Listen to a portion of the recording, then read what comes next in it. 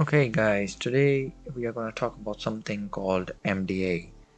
It's a framework developed by three game designers, Robin, Mark and Robert in 2004 that has revolutionized the video game industry.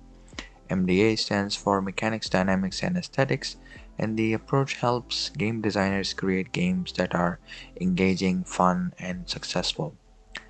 The MDA approach has become increasingly popular in the video game industry because it provides a structured way to design games that are both engaging and fun. The MDA approach is also flexible enough to be applied to a wide range of game genres, from action games to puzzle games to role-playing games.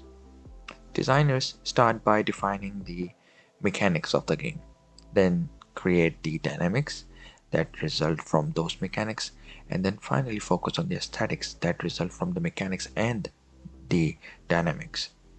Once designers have created the aesthetics, they can return back to the mechanics and refine them based on the aesthetics they want to evoke. Now, it wouldn't be nice if I leave these statements unexplained, so let's dive deep into further explanation. First, let's talk about mechanics. Mechanics are the basic building blocks of a game, such as rules, goals, and challenges. It's basically how the game works. They define what the player can do and what game's limitations are. Mechanics are the most visible part of the game and are often what players remember most vividly. Secondly, let's talk about dynamics.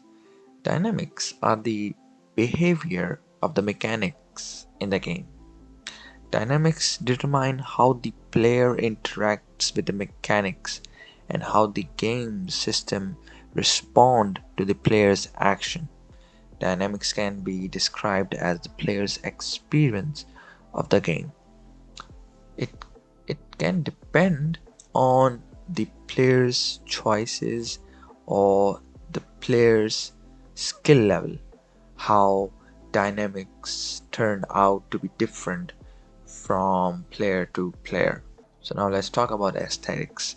Not to confuse with the visual graphics of the game, aesthetics are the emotional responses that the player experiences while playing the game. Aesthetics can be described as the feeling that the game evokes, such as fear, joy, excitement. Aesthetics are the most subjective part of a game, and so it can vary from player to player. They are influenced by graphics, sound, story, character. For example, a designer might start with a mechanic like jumping. They would consider the dynamics of how the player will jump, such as how high or how far can they jump, or how jumping affects the game's objectives. Finally, they will consider the aesthetic experience of jumping, such as the sound effects and the animation that accompany it. Now, let's look at some examples of MDA approach in action. Here are some popular games, and we are going to see how they fit into MDA framework. Number 1. Super Mario Bros. The mechanics of this game includes running, jumping, and collecting power-ups and coins and mushrooms. The goal is to rescue Princess Toadstool and defeat Bowser. The dynamics would include player navigating through levels, defeating enemies, and overcoming obstacles. The game becomes more challenging as the player progresses through levels. The aesthetics would include this game evokes a sense of accomplishment when the player completes a level, a feeling of joy when collecting power-ups, and a sense of urgency when they are trying to beat the clock. Number 2. Tetris. Tetris mechanics include player must rotate and move falling blocks to form complete lines. The goal is to prevent the blocks from stacking up to the top of the screen.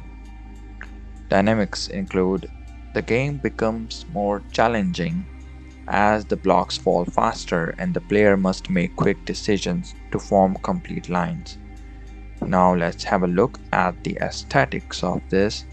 This game evokes a sense of satisfaction when the player completes a line, a feeling of tension as the blocks stack up, and a sense of relief when the player clears many blocks. Number 3. Candy Crush. Mechanics of Candy Crush would include player matching colorful candies to score points and complete objectives. The game includes power-ups and special candies that can be used to help the player achieve their goals. The dynamics of the Candy Crush include that the game becomes more challenging as the objectives become more difficult to achieve, and the player must make strategic decisions about which candies to match. Aesthetics of Candy Crush can be game evoking a sense of satisfaction when the player completes a level, a feeling of excitement when the player activates a power up, and a sense of frustration when the player is unable to complete an objective. Number 4. Minecraft. In Minecraft, player can mine resources, craft items, and build structures. The goal is to survive and thrive in a procedurally generated world. The player must explore the world, fend off enemies, and manage resources. The game becomes more complex as the player gains access to new resources and build more complex structures. The aesthetics of Minecraft can be evoking a sense of creativity when the player builds a structure, a feeling of accomplishment when the player successfully navigates and survives in this world, and a sense of danger when the player encounters enemies. In conclusion, the MDA approach is a valuable tool for game designers looking to create games that are both engaging and fun. By focusing on the mechanics, dynamics, and aesthetics of the game, designers can create games that are easy to learn but might be hard to master. The MDA approach has been applied to many successful video games, and it is a methodology that is here to stay. Designers must create mechanics that are easy to understand but challenging enough to keep the player interested. Good game designers create dynamics that are engaging and encourage players to explore the game's mechanics. Designers must create aesthetics that are appropriate for the game's mechanics and dynamics. When working with games, it is helpful to consider both the designer and the player perspectives.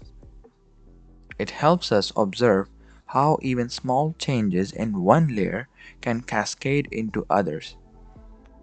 In addition, thinking about the player encourages experience-driven design rather than a feature-driven design. As such, we begin our investigation with a discussion of aesthetics and continue to dynamics, finishing with the underlying mechanics. We should ask ourselves what makes a game fun, and how do we know a specific type of fun when we see it. Talking about games and play is hard because the vocabulary we use is relatively very limited. In describing the aesthetics of a game, we want to move away from words like fun and gameplay and more towards a directed vocabulary. Each game pursues multiple aesthetic goals in varying degrees. The designers and players each have different perspectives. The MDA classification helps us describe games, shedding light on how and why different games appeal to different players, or to the same players at different times. Here we see that simple changes in the aesthetic requirements of a game will introduce a mechanical change for its AI on many levels, sometimes requiring the development of entirely new systems for navigation, reasoning, and strategic problem solving. Using the MDA framework, we can reason explicitly about aesthetic goals, draw out dynamics that support those goals, and then scope the range of our mechanics accordingly. MDA allows us to reason explicitly about particular design goals and to anticipate how changes will impact each aspect of the framework and resulting designs. By moving between MDA's three levels of abstraction, we can conceptualize the dynamic behavior of game systems. Understanding games as dynamic systems helps us develop techniques for iterative design and improvement, allowing us to control for undesired outcomes and tune it for desired behavior. In addition, by understanding how formal decisions about gameplay impact the end user experience, we can better decompose the experience and use it to fuel new designs, research, and criticism, respectively.